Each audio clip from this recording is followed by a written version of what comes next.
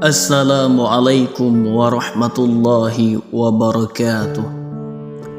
Sahabat berkah yang dirahmati Allah, jumpa lagi dalam rahmat dan senantiasa dalam lindungan Allah Subhanahu wa ta'ala. Semoga kita senantiasa dalam keberkahannya dan rahmatnya. Pada kesempatan singkat kali ini, channel Sahabat Berkah akan membahas tentang kisah terbunuhnya Sayyidina Husain, cucu Rasulullah sallallahu alaihi wasallam. Bismillahirrahmanirrahim. Kepala Imam Husain alaihissalam berbicara kepada pendeta.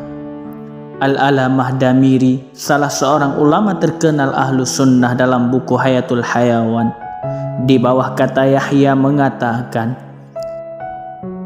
ada 3 kepala yang terpisah dari raganya dan berbicara kepada orang lain, yaitu kepala suci Nabi Yahya alaihissalam, Imam Husain bin Ali alaihissalam, dan kepala Sa'id bin Jubair.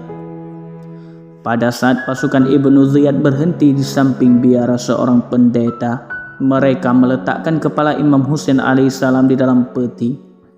Sementara menurut riwayat Kutub Rawandi, kepala itu ditancapkan di ujung tombak. Mereka duduk melingkar untuk menjaganya. Mereka menghabiskan malam dengan meminum minuman keras, kemudian mereka membentangkan makanan dan sibuk memakannya. Tiba-tiba mereka melihat dari dinding biara keluar sebuah tangan, lalu dengan pena dari besi tangan itu menuliskan syair berikut di atas dinding. Apakah umat yang sudah membunuh Husain masih mengharapkan syafaat kakeknya pada hari perhitungan? Karena melihat kejadian itu, mereka tidak lagi berselera makan. Mereka segera tidur karena ketakutan.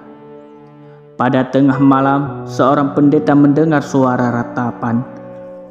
Pendeta itu juga mendengar seseorang yang sedang mengucapkan zikir dan tasbih. Dia bangun dan mengeluarkan kepalanya ke jendela. Dia melihat dari sebuah peti yang diletakkan di samping dinding. Ada cahaya terang terpancar ke langit. Lalu secara berkelompok para malaikat turun dan mengucapkan, salam sejahtera bagimu wahai putra Rasulullah. Salam sejahtera bagimu wahai Aba Abdillah. Salawat dan salam Allah bagimu. Melihat kejadian ini, pendeta itu terkejut dan ketakutan. Dia menunggu dengan sabar hingga masuk waktu subuh.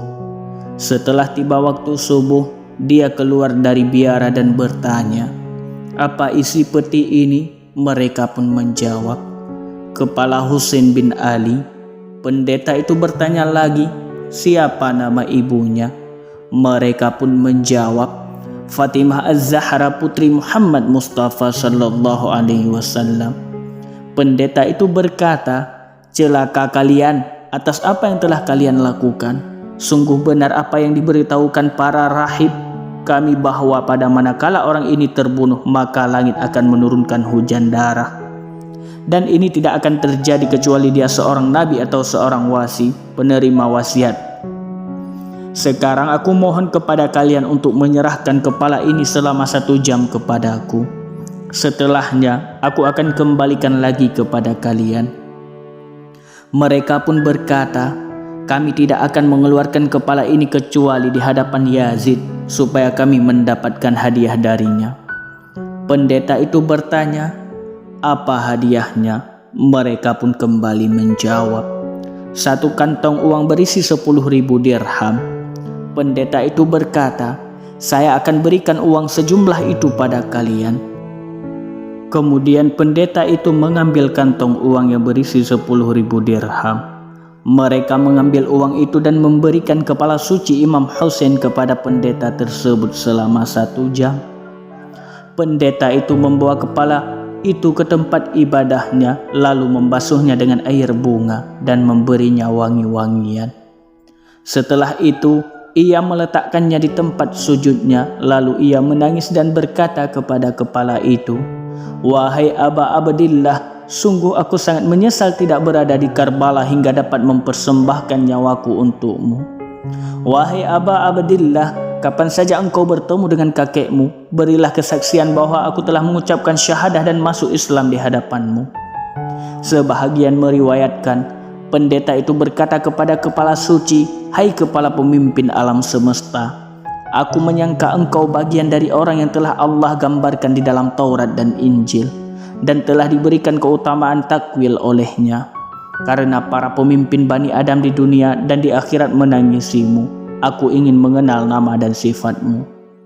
Kepala yang suci itu menjawab, "Akulah orang yang teraniaya, akulah orang yang bersedih, akulah orang yang berduka. Akulah orang yang dibunuh oleh pandangan kezaliman. Akulah orang yang dizalimi dengan perang melawan orang durhaka. Akulah orang yang dengan tanpa dosa hartanya dirampas. Akulah orang yang dicegah untuk mendapatkan air. Akulah orang yang diusir dari keluarga dan negerinya." Pendeta Kristen itu berkata, "Demi Allah, hai kepala suci, jelaskan tentang dirimu lebih jelas lagi." Kemudian kepala itu berkata, "Akulah putra Muhammad Mustafa, akulah putra Ali Murtada, akulah putra Fatimah Az-Zahra, akulah putra Khadijah Kubra, akulah putra Al-Ulwatul Wusqa, akulah syahid di Karbala, akulah orang yang terbunuh di Karbala, akulah yang teraniaya di Karbala, akulah yang kehausan di Karbala."